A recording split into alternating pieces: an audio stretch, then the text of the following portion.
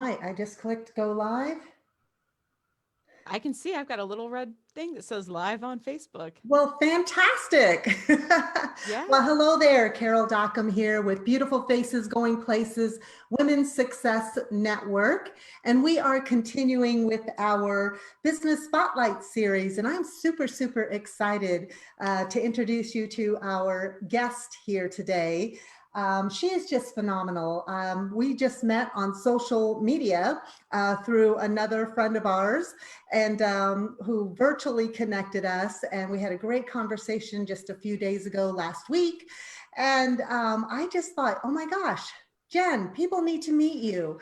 You are just so amazing. So let me introduce you to Jen Edds. She is the head broad in charge of the Brassy Broadcasting Company. She started working in podcasting as an editor in 2014 and has gone on to help her clients in a variety of industries to launch very successful podcasts themselves. Jen's curiosity and lifelong passion for music have fueled her DIY attitude. She loves audio gear and tech, but appreciates simplicity and keeping it to the most basic tools to get the job done. One thing Jen learned as a professional gigging musician is that more cables equals more problems. And I absolutely, totally agree with that one. The Brassy Broad Jen YouTube channel is full of podcasting tutorials, and you can hear Jen hosting the Brassy Broadcast, a podcast that explores how we bridge the gap from launch to legendary in pursuit of our passions. Jen also co-hosts Beauty and the Gi Gi. or Uh-huh. G, Gi, Gi. a podcast about Brazilian Jiu-Jitsu. Now that's a tongue twister. Please help me welcome Jen Edds. I'm thrilled that you're here. I'm thrilled to be here. Thanks for the invite. Yeah, you bet. So, gosh, we're here today to talk about all things podcasting. So, how did you get into the podcasting world? It all started with a couple of nuns. Okay, How's that for an intro? that's a really good intro. So, True let's start story there. though. It was 2013, 2014. I have a friend, and because I'm a musician and I had recently left my soul sucking sat in a cube farm under fluorescent lights job. Right? And he said, "Hey, I want to gift custom podcast theme music to my friends that are nuns. Would you write it?" Now, having recently left a nice secure job with a regular income, I said, "Yes, I have no idea what this is going to sound like, but I'm going to figure this out."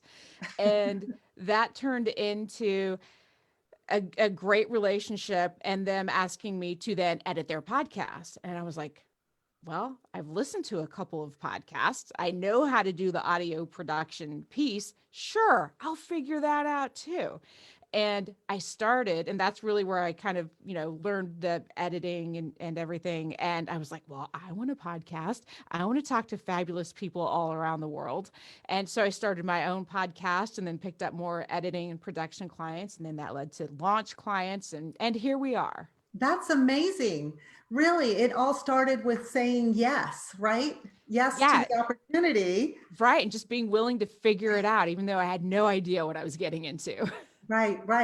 Well, I think that's amazing, really amazing. And I know before we went live here, we were talking about just trying new things and giving it a shot, whether you have all the answers or know how to actually use the technology or the tools, Right. but not worrying about it and just diving in. And the next thing you know, you're really learning as you're going, right? You're learning Exactly. as you're doing, and you're being fearless. And the next thing you know, you've got a company and you have clients and you're producing, editing podcast programs.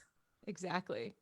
I think that's really amazing, really amazing. So tell me, what, so how, like if someone was interested in starting a podcast, where would you recommend that they start, or how would they begin? I mean, if they just have an idea. I think the first piece of it is really getting clear on not only what you would want your podcast to do for your listener, but what do you want your podcast to do for you? What do you need to get out of it? Because it's an investment of time, of equipment, and you really have to have a clear why on why you're going to show up, whether it's every week or every other week, or maybe you've decided that just putting a series together and releasing it all at once works best for you. But really being clear on what that return is a podcast. Because we all want to go out and want to do good for other people, and that's great, but there's got to be a return on that investment for you to keep showing up. That makes total sense. I mean, not just the idea of, hey, I'm gonna launch my own podcast program. Right. Yeah. So what's the reason behind it? What's the why? Not just to get a clear message out to the world, but yes, is it, I mean, I think some people start podcasts to either position themselves as an expert or to position others as experts, if they're planning on doing more of the interview style of a podcasting program, and or to direct traffic back to their websites or traffic to programs or other. All of those things. Right. I know. My mind is really thinking, okay, that's right. So to build your database as well, and to build a tribe or a community and or a movement. So you're absolutely right. I think there's more to it than just, hey, I'm going to launch a podcast. And I think the second piece of that too is also being really clear on who your ideal listener is, because knowing everything that you can about that person is going to drive every decision that you make regarding content and guests and how long should your podcast be. Because I will have initial conversations with potential clients. I'll say, who's your audience? Who are you talking to? Oh, well, this is really, anybody could listen to this. If you're doing it for anybody and everybody, nobody's going to show up and listen.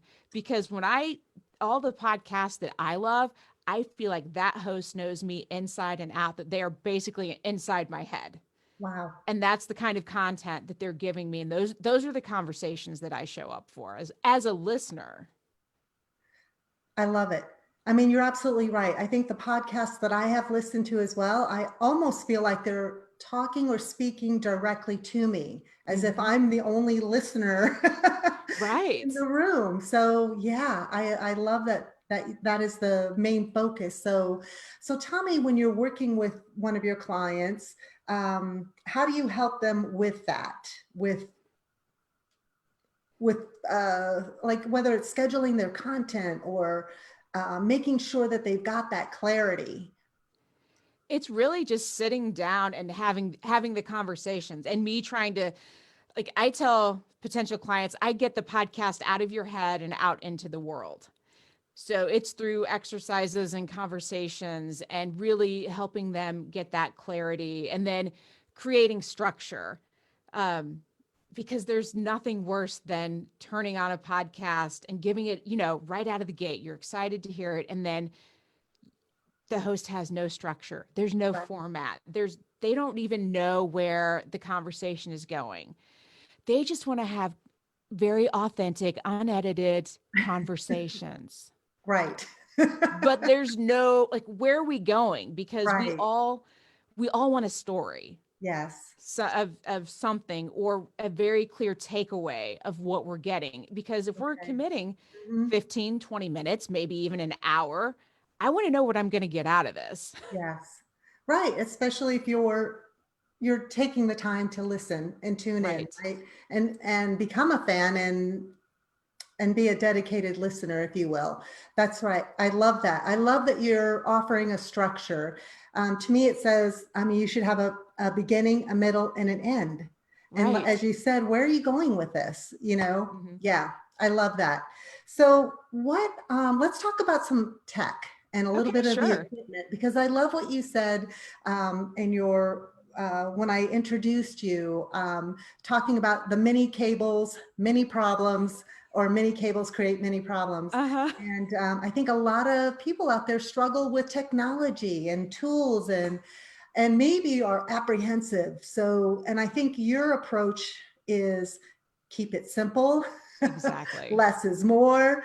So tell us a little bit about the technology of starting a podcast, and then like, where do you start? Are there opportunities to upgrade or further investments? And maybe let's talk about the basics. Like, Okay.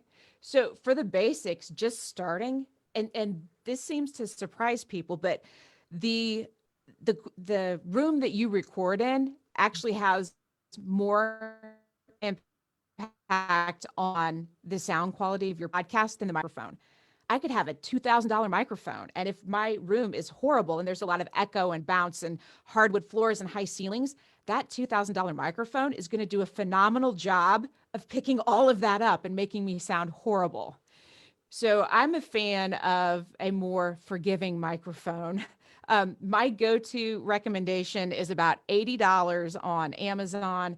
And what's really cool about it is that you can plug it into your computer mhm. via USB cable, or it's got what's called an XLR connection. So say you've got to plug into a mixer or an audio interface, it's got that standard microphone connection.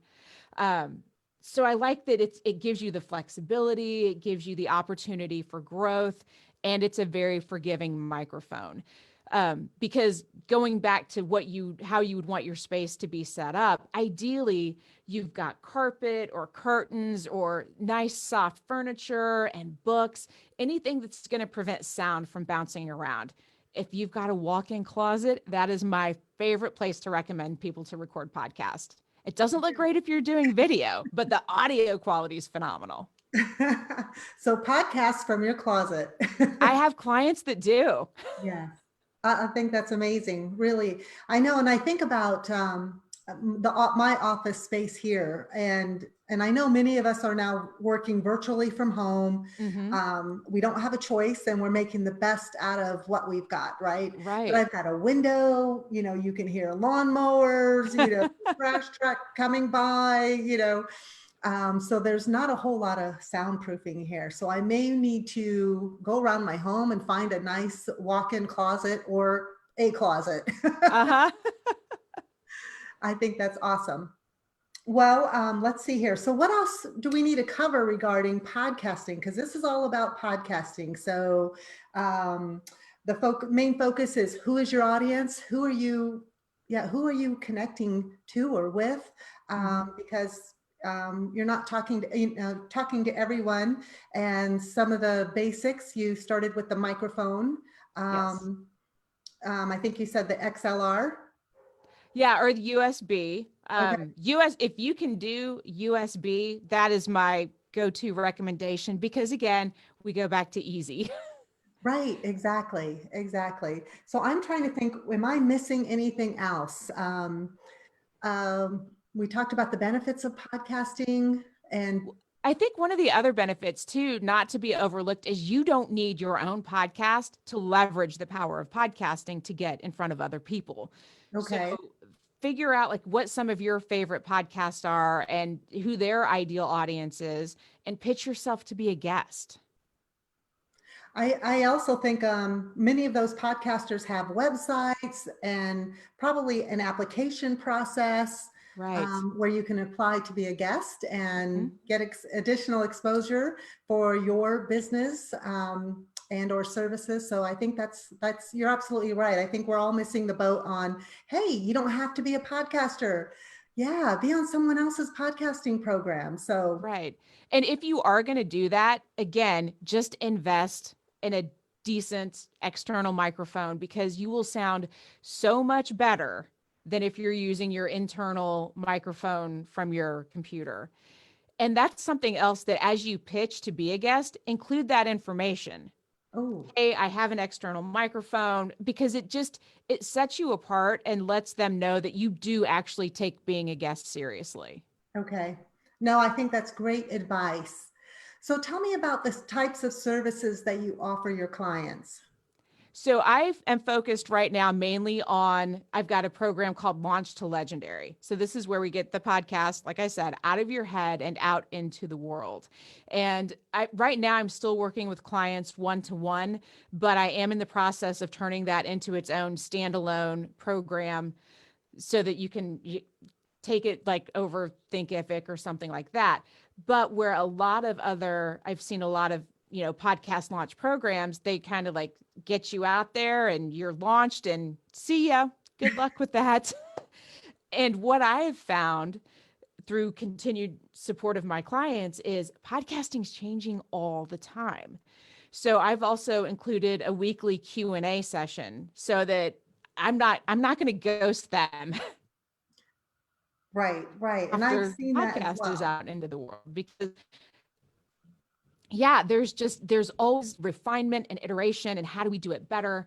And I love this support piece of it. That's what lights me up, because removing hurdles that seem like might be really big, be like, no, you just do this thing, make this one little change, and it's a game changer for them. Right. No, I love that. So it sounds like you're coming out, you have launched a Launch to Legendary program for Yes. individuals that want to start their own podcasting program. Yes. And that will come with coaching as well. Yes, So that exactly. they're continuously getting the coaching. And you're absolutely right. I have seen, I mean, even just over the last maybe 3 to 5 years, some of my colleagues and friends in the business world launching a podcast, but then they kind of fizzle and nothing comes of it. Or maybe they do 5 shows or 10 shows, Right. I don't know whether they lose enthusiasm or they're not ginned up, or they're not fired up about it or passionate about it, and it fizzles. Right. And then it's like, so why did you start that in the first place? Yeah. If it's not something that you're truly going to give your heart and soul, the time, the energy, consistency as well, Right. and to grow the platform, to grow, the podcast. Well, and I think a lot of times too is it's very easy to get discouraged if you aren't getting these great big download numbers right off the bat. But podcasting is really a long game, and it takes a while to build up traction and to build that audience. And I know for me personally, if I could speak in front of a room of 30 to 40 people, like I'm calling that a win for me. So Yeah. if I got 30 to 40 downloads of my podcast, is that not still a win? Especially right now when it's a little more challenging to get in front of live audiences. Exactly. Exactly. So you're absolutely right. I love that you said that it's a long term, it's a long game, it's longevity. So Exactly. I love that quote that winners never quit and quitters never win. So yes, exactly. It's a long term gig. Exactly. Yeah. And I think you've really got to build, I mean, that's how we build relationships. Right. And I really look at podcasting as a phenomenal opportunity to build relationships, to build community, to build movements. That's the power of it. And that somebody can put you basically in their pocket and take you with them, and you're the Oh, voice in their head. I mean, come on. That's powerful stuff. that is powerful stuff. And I love the idea of put me in your pocket. Let's Right. go. We're And going to let's, go on a walk. We're going to go for a road trip, whatever that is, unlike reading a blog or feeling like you've got to sit and watch a video. You're with them wherever they go. yes, yes, I love that. So what else are we missing here, Jen? We've talked about just some basic necessity of tools or equipment, and identifying your ideal audience and who is it that you specifically want to get into their head, and vice versa, and then strategy and structure of developing a podcast program. Um, I'm just So trying another to. piece of this is where does your podcast live to get it to all of the places like Apple and Spotify, and now you can even get podcasts into Audible, which is very Wow. exciting. Um, so just like you have a website host, you need a Mhm. place to host your audio. And then once it's uploaded there, then you can submit it to all the destinations with the click of a button. Okay. So define, where do you want your podcast to live? And what are some of the places or most popular places to start with? I'm a big fan of Libsyn, Libsyn.com. That's who I've used from day one. It's who most of my clients use. And they are very dedicated to keeping podcasters podcasting and staying up with the latest technology. And, you know, if Apple Podcast makes some kind of change, they're taking care of that on my feed that goes to Apple. I don't have to worry about that because that is way above my head. uh, Pod is the one. There are some free platforms out there. I always get a little leery of free because I'm like, is that a good business model? Are you going to be around long term? You Right. know, folks have used SoundCloud in the past, but I'm just always a big fan of Libsyn. Because anytime I've had technical questions, their tech support has been wonderful. Okay. No, that's fantastic. I'm sure our viewers were wondering the same. You know, it's like, okay, so which one? I know there's several out there.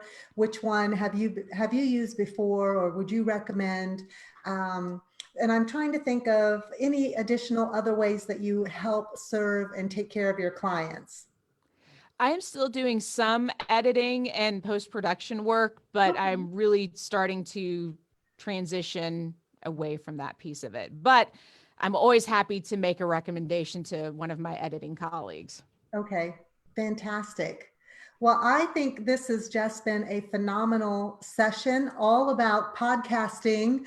And Jen, you are just brassy. And I think you're just amazing and so have enjoyed spending time with you and getting to know and learn a little bit more about podcasting. I think it's such a phenomenal tool and a way to connect with really literally millions of people. Exactly. If you're passionate about a subject matter and you really love and develop and nurture the conversations and the messaging that you get out into the world, I think the potential is just huge. It really is to Mhm. make an impact and a Exactly. positive impact. So yes. So where's the best place for our viewers to find you or connect with you? I'm on LinkedIn at Jen Edds. I'm also on Instagram's probably my most favorite. So you can find me there at Brassy Broad Jen. And the website is brassybroad.com. And I do have a free download of all of my Awesome. your ultimate guide to my favorite podcasting tools and resources, which if you're looking just for something to kind of get you started, like what microphone should I look at? Where should I look for hosting? How am I going to record this thing? I've got a lot of that outlined in that PDF. Fantastic. Well, thank you so much, Jen. This has been sheer joy. I so appreciate you and just want to say thank you so much. And we're talking all things podcasting. Reach out to Jen Edds if you have any questions on podcasting. Check out her program. I think it looks and sounds phenomenal. Launched to legendary, and just want to say thanks a million, Jen. Thanks so much for having me. I appreciate it. All right, take care. Bye bye. Thanks.